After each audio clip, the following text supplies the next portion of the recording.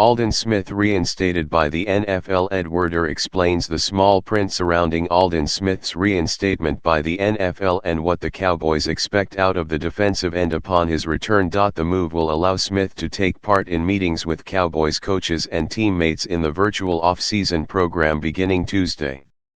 Smith, who has been living and dealing call at Dallas for the past month, met with NFL Commissioner Roger Goodell via a virtual turn May 14.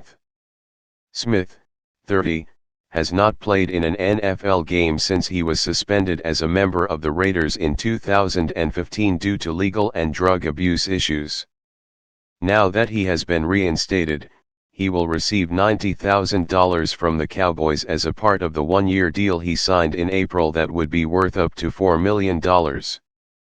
30 days after reinstatement, Smith will get another $50,000. When he reports for training camp, he will receive $100,000, then another $100,000 after 2 preseason games and another $100,000 at the end of the preseason.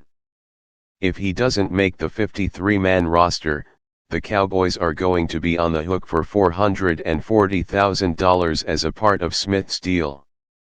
Smith will earn a $910,000 base salary and $40,625 whenever he's on the active game day roster, totaling $650,000. He has incentives totaling $2 million for sacks, $500,000 for 8, $1 million for 10, $1.5 million for 12 and $2 million for 14. The Cowboys are hoping that Smith, the number 7 pick within the 2011 draft, can find the shape that led to his recording 47.5 sacks in 59 games with the San Francisco 49ers and Raiders.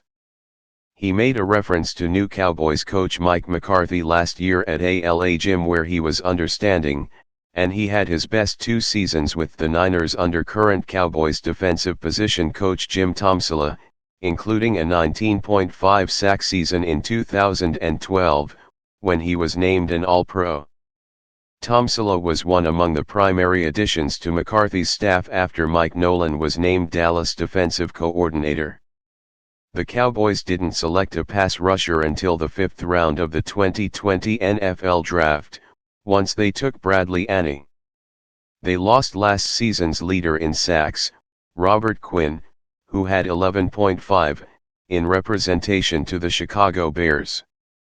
DeMarcus Lawrence is the Cowboys' best pass rusher, but he had just 5 sacks in 2019.